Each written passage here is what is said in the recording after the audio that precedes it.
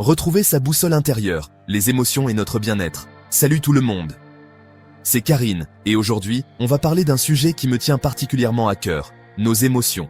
Elles façonnent nos pensées, nos décisions et nos comportements au quotidien. Savoir maîtriser ses émotions, ce n'est pas les étouffer, mais les reconnaître, les comprendre et les canaliser. Émotions et comportements, un lien puissant. Nos émotions influencent notre quotidien de manière profonde et souvent inconsciente. Elles sont partout, tout le temps, et elles tirent les ficelles de bien des aspects de notre vie, que ce soit au travail, à la maison ou dans nos interactions sociales. Prenez nos choix par exemple. Une joie intense peut nous faire accepter un projet un peu fou, nous poussant à sortir de notre zone de confort, tandis qu'une angoisse sourde peut nous faire rater une opportunité en or, nous paralysant par la peur de l'échec. Nos émotions colorent notre perception du monde et orientent nos décisions, influençant ainsi notre parcours de vie. Et nos relations, parlons-en. Une frustration mal gérée peut créer des conflits inutiles, transformant des discussions banales en disputes houleuses, tandis que savoir exprimer sa tendresse nourrit l'harmonie et renforce les liens affectifs. Nos émotions sont le ciment, ou parfois la dynamite de nos relations, façonnant la qualité de nos interactions. Pensez à la dernière fois où une émotion forte a dicté votre réaction face à un proche.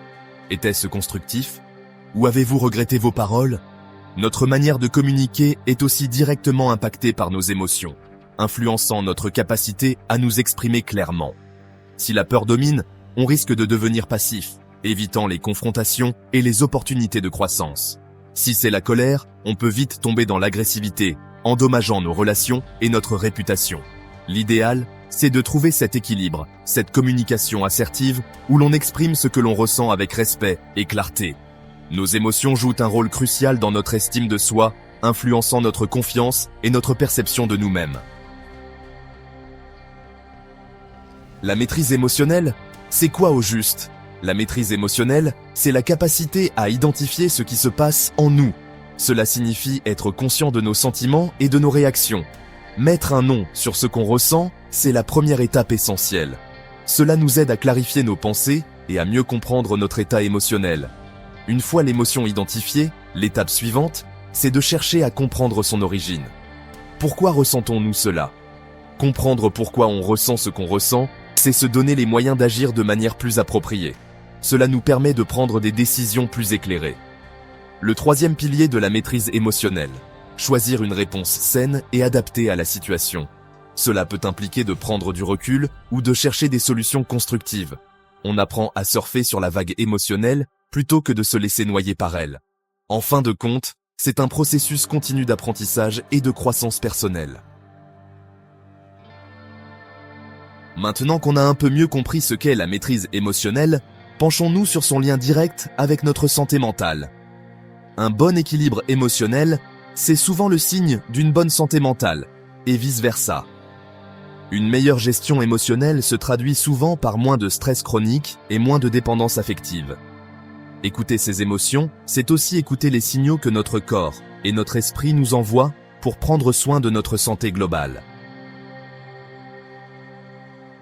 Bon, tout ça c'est bien beau, mais concrètement, comment on fait pour développer cette fameuse maîtrise émotionnelle? Par où commencer?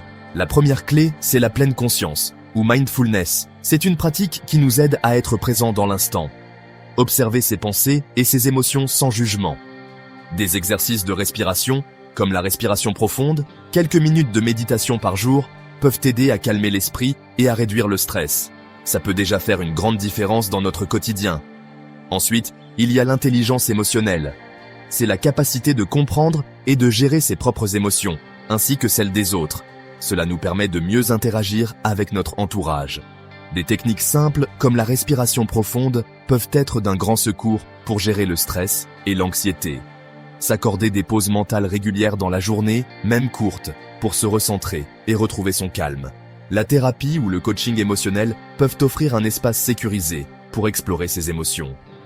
L'écriture introspective, le journaling, permet de mettre de l'ordre dans ses pensées et de mieux se comprendre. C'est un outil puissant pour le développement personnel. Alors, imaginons un instant. Quand une personne commence réellement à travailler sur elle, à mieux comprendre et réguler ses émotions, qu'est-ce qui se passe? C'est un engrenage positif où chaque petite amélioration en entraîne une autre. Le premier effet notable, c'est souvent une plus grande lucidité. Cette lucidité amène naturellement un sentiment d'apaisement. Ensuite, cette clarté et cet apaisement se traduisent dans nos comportements. On apprend à réagir avec plus de calme et de justesse face aux défis. En résumé, gérer ses émotions, c'est aussi prendre soin de sa santé mentale. Voilà, on arrive au terme de notre exploration. J'espère que ce voyage au cœur de nos émotions vous a éclairé et donné envie d'aller plus loin. Maîtriser ses émotions, c'est retrouver le pouvoir intérieur de choisir ses réponses face aux défis de la vie. Prenez soin de vous et de vos précieuses émotions. À très bientôt.